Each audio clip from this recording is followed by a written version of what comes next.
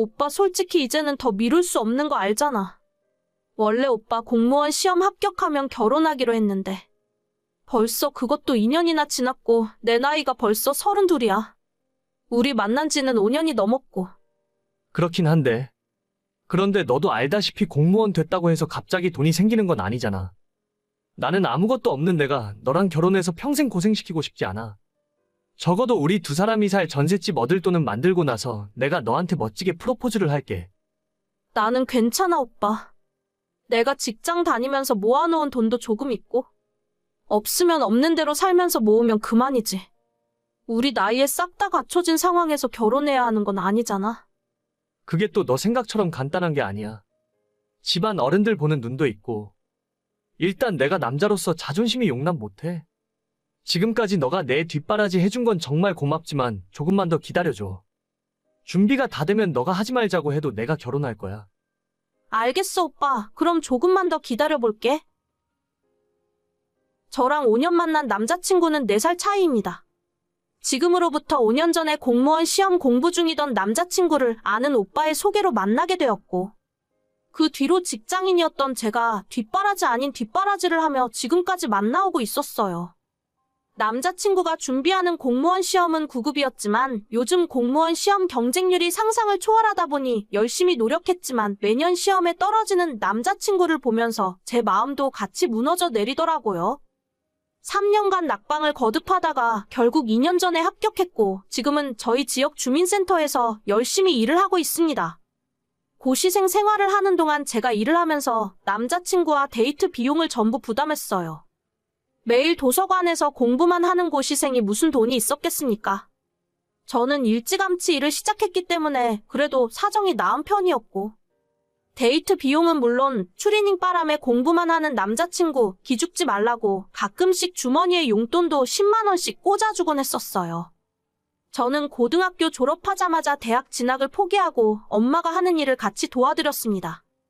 부모님은 제가 고등학교에 진학할 때 이혼하셨고, 이혼이라고 하기보다는 아빠가 저와 엄마를 버리고 집을 나갔다고 하는 것이 정확한 표현일 것 같네요. 엄마는 그 뒤로 혼자서 식당 일을 하면서 저를 키우셨고, 제가 19살 때 이모들의 도움을 받아 시장 초입에 족발집을 오픈하게 되었습니다. 직원을 쓰기에도 힘든 상황이라 엄마가 새벽부터 저녁 늦게까지 장사를 하셨어요. 그런 엄마를 보며 저도 고등학교를 졸업하자마자 일을 돕겠다고 나섰습니다. 엄마는 대학을 가라며 저를 말리셨지만 도저히 엄마 혼자 고생하게 놔두고 저 혼자 대학 다니며 편안하게 살지는 못하겠더라고요. 친구들은 다들 대학 들어가서 예쁘게 꾸미고 소개팅 다닐 때 저는 20살부터 시장 바닥에서 족발 장사를 하며 살았습니다. 손질해서 족발 삶고 썰어서 포장하는 모든 과정 중에 힘들지 않은 건 단 하나도 없었지만 먹고 살기 위해 열심히 장사했어요. 덕분에 올해로 장사 10년 차가 된 지금은 먹고 사는데 지장은 없는 정도는 됩니다. 오빠, 오늘 퇴근하면 집에 가는 길에 우리 가게 들렀다가 가. 엄마가 오랜만에 오빠 불러서 족발 좀 싸주래. 가져가서 어머님, 아버님이랑 같이 저녁으로 먹어. 됐어. 나한테 그런 거 안 줘도 되니까 그냥 손님한테 팔아. 먹고 싶으면 돈 주고 사 먹을게. 아니야, 아까 엄마가 오빠 주려고 따로 빼놓은 거야. 어머님, 아버님도 족발 좋아하시잖아. 저번에 인사드렸을 때 족발 자주 드신다고 하셨어. 자주 먹긴 뭘 자주 먹어. 우리 엄마 냄새나서 족발 싫어해. 나한테 안 줘도 되니까 그냥 장사나 열심히 해. 그리고 나 오늘 늦게 끝나고 퇴근하면 바로 회식이라서 너네 가게 못 들려. 괜히 나 기다리지 마. 그래, 바쁘면 어쩔 수 없지. 회식 가서 술 너무 많이 먹지 마. 벌써부터 잔소리하기는. 아무튼 나 바쁘니까 나중에 다시 연락할게. 알겠어, 오빠 열심히 해. 원래 남자친구가 시험에 합격하면 저는 바로 결혼을 할 생각이었어요. 사실 제가 이야기는 안 했었지만 생각보다 엄마와 제 장사가 잘 되고 있거든요. 안 그래도 동네에서 맛있다고 소문이 나서 일하는 이모를 둘이나 뒀는데도 지금은 하루가 정신없이 바쁘게 지나갑니다. 정말 다행히도 오랜 단골 손님들에게 입소문이 나더니 그분들이 주변 사람들에게 소문을 좋게 내주셔서 지금은 꾸준하게 인터넷으로도 택배 주문이 들어와요. 시장에 있는 식당 매출과 인터넷으로 팔리는 매출이 거의 비슷비슷할 정도라서 엄마랑 저는 하루 종일 정신없이 족발을 삶아서 썰고 있습니다. 그렇게 장사가 잘 되는 덕분에 저는 진작에 남자친구와 함께 살 집을 한 채 장만할 수 있었지만 결혼 이야기가 진전이 되질 않으니 말할 타이밍이 없어서 지금까지도 집 이야기는 꺼내지도 못했습니다. 하지만 제가 결혼 이야기만 꺼내려고 하면 남자친구는 대화를 피했고 최근 들어서는 노골적으로 이전과는 다르게 냉랭한 모습이 보였어요. 생각해봤는데 나 도저히 너에게 어울리는 사람이 아닌 것 같아.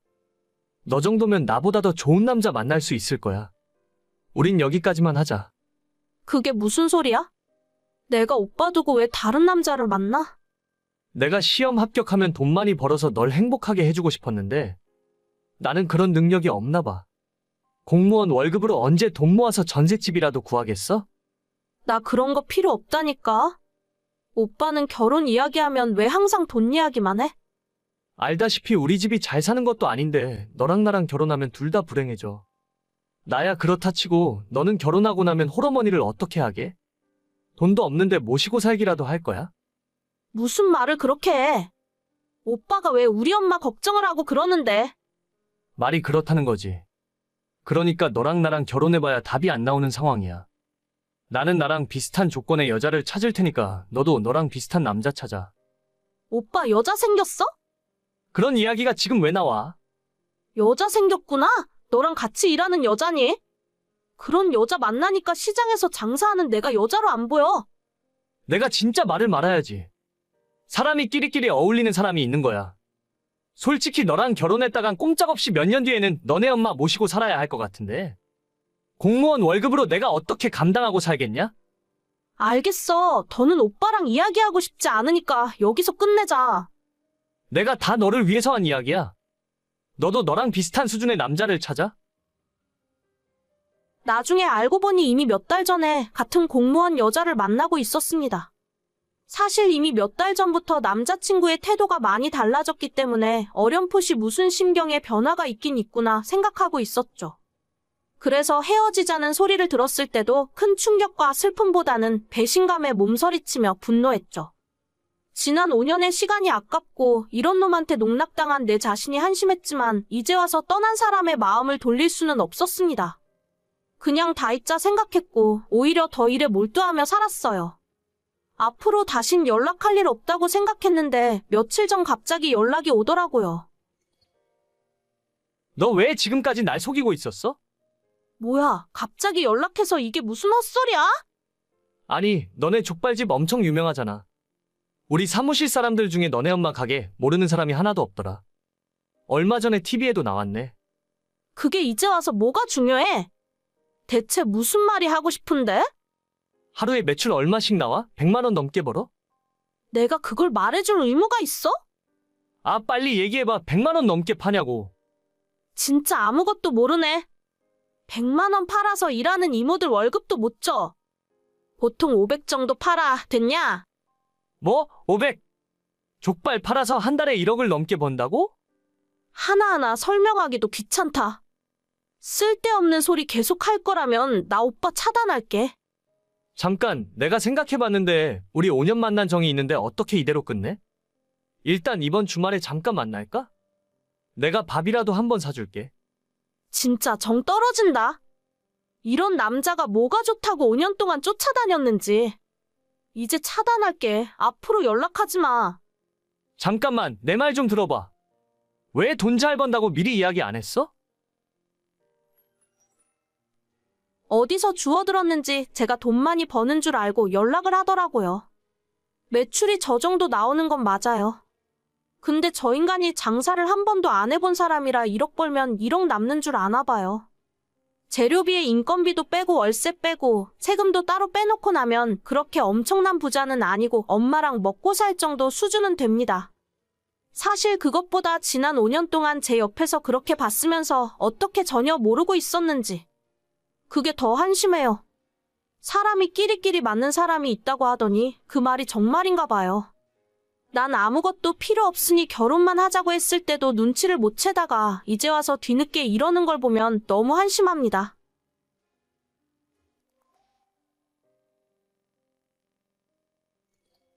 새언니, 청첩장 나왔어요?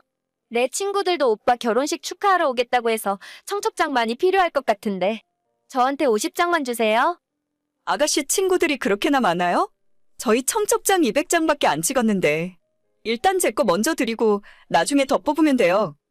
제가 중학교 때도 계속 반장했었고 고등학교 때 학생회장도 했었기 때문에 친구들이 정말 많거든요. 대학 친구들도 연락해보니까 이번에 거의 다 오겠다 하더라고요. 사실 50장도 정말 부족하긴 한데 멀리 사는 애들은 모바일 청첩장 보내면 되니까요. 그래요? 제가 친구가 많이 없어서 아가씨 친구들이라도 많이 오면 좋죠. 오늘 저녁에 일단 50장 먼저 드릴 테니까 모자라면 또 말씀하세요. 제 친구들이 우리 오빠랑 얼굴도 다 아는 사이기 때문에 얘기하니까 저를 봐서라도 많이 참석할 거예요. 한 100명 넘을지도 몰라요. 예식장 넓은 곳으로 잡으셨죠? 글쎄요. 그렇게까지 많이 오면 다 감당할 수 있을지는 모르겠네요. 그래도 예식장에서 100명 정도 더 오는 건 괜찮다고 했어요. 알겠어요. 그래도 제가 주변 언니들 결혼식 몇 번 가봤는데 사람 없으면 엄청 설렁하고 불쌍해 보이더라고요. 무조건 많이 오는 게 나은 거니까 저만 믿고 있으세요. 저는 지난 7월에 결혼해서 새 신부가 되었습니다. 성격이 좀 내성적이고 친구들을 많이 사귀는 편이 아니라서 결혼식 올리기 전부터 걱정이 되더라고요. 부모님 친척분들과 정말 결혼식에 와줄 것 같은 친구들 몇 명, 그리고 직장 동료 몇 분을 계산하니까 저를 보러 와주는 하객은 100명이 채 되질 않았습니다. 그나마 남편은 조금 친구들도 있었고 축구 동아리 활동도 하기 때문에 저보다는 사정이 나은 편이었지만 그래도 150명 정도가 한계였죠. 당일에 갑자기 못 오는 사람까지 생각해서 200명만 예약을 할까 250명을 예약을 할까 고민하다가 그래도 넉넉하게 하는 것이 낫겠다 싶어서 200명을 예약했어요. 하지만 갑자기 신호가 끼어들더니 자기 친구들만 해도 거의 100명 가까이 올 거라고 해서 놀랍기도 했지만 이게 맞나 싶더라고요.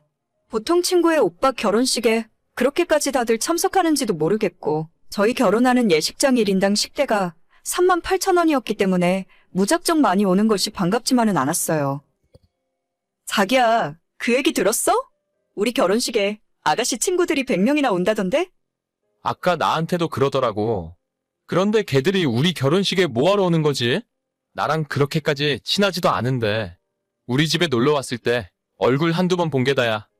그러니까 내가 생각해도 우리 결혼식인데 아가씨 친구들이 하객으로 100명이나 오는 건 좀 모르는 사람이 보면 내가 친구 엄청 많은 줄 알겠다.